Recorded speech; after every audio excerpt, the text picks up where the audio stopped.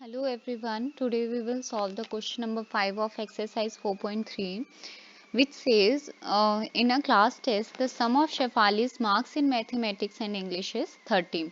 Had she got 2 marks more in mathematics and 3 marks less in English, the product of their marks would have been 210. Find her marks in two subjects. तो यहाँ हमें first line में क्या कहा गया है कि the sum of Shefali's marks in mathematics and English is 30. तो शेफाली के मैथ्स और इंग्लिश में मिला के कितने हैं 30. तो यहाँ अगर हम देखें तो यहाँ पे क्या है आपका Shefali's marks in mathematics. Let us consider Shefali's marks in mathematics is equal to x and then Shefali's marks in English is equal to कितने हो जाएंगे, क्योंकि दोनों में मिला के 30 थे. तो अगर मैथ्स में x है तो इंग्लिश में कितने हो जाएंगे 30 माइनस x. अब अकॉर्डिंग टू क्वेश्चन आपके क्या है, या अकॉर्डिंग टू फर्स्ट कंडीशन आपका क्या है, had she got 2 marks more in mathematics. According to question Shefali's marks in mathematics, if Shefali's marks in mathematics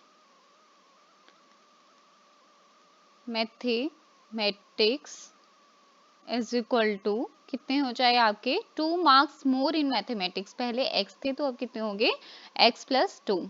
and Shefali's marks इन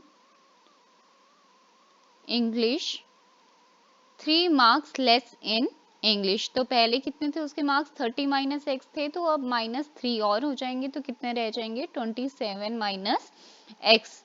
तो देन क्या कंडीशन थी उन्होंने, the product of their marks. फिर जो जो नए मार्क्स बनने थे, 2 मार्क्स मैथ्स में ज्यादा और 3 मार्क्स इंग्लिश में कम. Then the product of their marks, तो जो नए नंबर बनने थे उनका प्रोडक्ट क्या होना था 210. तो नए नंबर्स आपके x प्लस 2 और 27 माइनस एक्स थे, तो विच इज इक्वल टू 210 होना था आपका. अब आपको पहले भी बताया है कि किस तरह से इसको सॉल्व करते हैं. जो फर्स्ट ब्रैकेट में फर्स्ट नंबर होता है वो पूरी दूसरी ब्रैकेट से मल्टीप्लाई होगा. सिमिलरली आपका अगर बीच में प्लस का साइन है तो प्लस लगाओ, माइनस है तो माइनस लगाओ. फिर जो सेकंड नंबर है वो भी सेकंड ब्रैकेट से क्या होगा आपका, उसका सेकंड ब्रैकेट के साथ प्रोडक्ट होगा. अब फॉर x जब 27 से मल्टीप्लाई होगा तो 27x बनेगा. माइनस का साइन था, माइनस लगाया, x को x से मल्टीप्लाई किया तो x स्क्वायर हुआ. सिमिलरली 2 इंटू 27 आपको 54 हुआ. माइनस का साइन था यहाँ पे तो 2 इंटू एक्स कितना हो गया 2x इज इक्वल टू 210. तो यहाँ पे minus x square 27x minus 2x कितना हुआ आपका 25x हुआ, plus 54 minus 210 is equal to 0. Right. तो यहाँ पे क्या हो गया आपका माइनस, अगर फिर से आप सब फर्दर सॉल्व करोगे तो माइनस एक्स के प्लस 25x और ये हो गया आपका 100 माइनस 156 इज इक्वल टू 0. यहाँ से आप माइनस कॉमन ले लोगे एक्स स्क्वायर. जब माइनस आप कॉमन लोगे तो सारी टर्म्स के साइन चेंज हो जाएंगे, माइनस वाली प्लस और प्लस वाली टर्म क्या हो जाएगी आपकी माइनस हो जाएगी. राइट.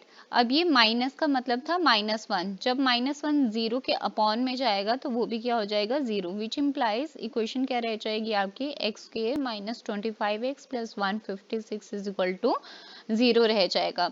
फिर आपका क्या होगा, यहाँ पे आप फैक्टराइजेशन करो. इसके फैक्टराइजेशन आप करोगे तो सम कितना आना चाहिए आपका, 2 नंबर्स का जो आपने फाइंड आउट करने हैं 2 नंबर्स, -25 आना चाहिए.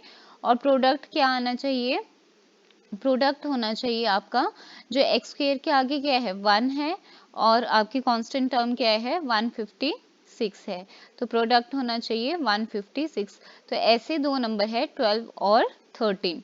ये आपको प्रैक्टिस से थोड़ा याद होगा कि 12 को जब आप 13 से मल्टीप्लाई करोगे तो 156 आएगा, लेकिन प्रोडक्ट तो 156 आ जाएगा लेकिन सम 25 आ जाएगा, जबकि हमें सम किस में चाहिए माइनस में चाहिए, इसलिए ये दोनों नंबर क्या होंगे माइनस के, जिससे सम भी आपका माइनस में आ जाएगा और माइनस इंटू माइनस प्लस का प्रोडक्ट आ जाएगा.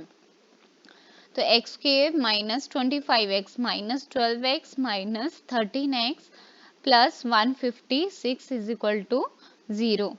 तो यहाँ पे आप देखो फर्स्ट उससे टर्म से क्या आया आपका कॉमन, x आया और यहाँ रह गया x माइनस 12, क्योंकि 156 को आप 12 इंटू 13 लिख सकते हो, तो यहाँ पे देखो आपका 13 कॉमन आ रहा है, राइट। तो 13 कॉमन आ रहा है, तो यहाँ आपका क्योंकि ब्रैकेट में x प्लस का आना चाहिए था और 12 क्या आना चाहिए था, माइनस का। तो ऐसा तब होगा, माइनस वाली टर्म क्योंकि प्लस होगी और प्लस वाली माइनस, ऐसा तब होता है जब माइनस का साइन कॉमन हो। अब इन दो टर्म्स में आपका क्या आएगा, x माइनस 12 कॉमन आ जाएगा और x माइनस 13 सेकेंड टर्म बन जाएगी आपकी। तो इसका मतलब है x minus 12 is equal to 0 हम लिख सकते हैं और x minus 13 is equal to 0 लिख सकते हैं। तो x के आगे आपका 12 आ गया और x 13 आ गया, क्योंकि दोनों ही नंबर पॉजिटिव हैं तो हम किसी को डिस्कार्ड नहीं कर सकते और हमें दोनों ही क्या करने पड़ेंगे, consider. When x is equal to 12, then Shefali's marks in mathematics, Shefali's marks in mathematics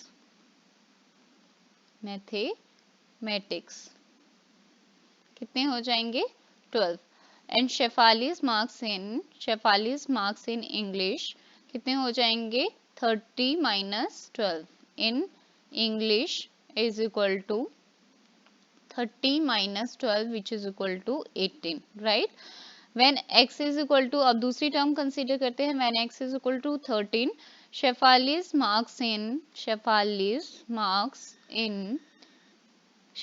marks in mathematics कितने हो जाएंगे आपके, शेफाली के मार्क्स क्योंकि x थे तो x की वैल्यू क्या आई है यहाँ पे 13। एंड शेफालीज मार्क्स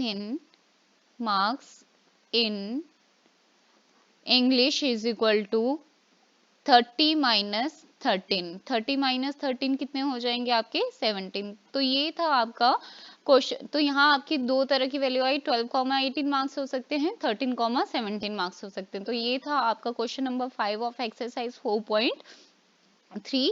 तो मिलते हैं नेक्स्ट वीडियो में नेक्स्ट क्वेश्चन के साथ। Till then keep learning.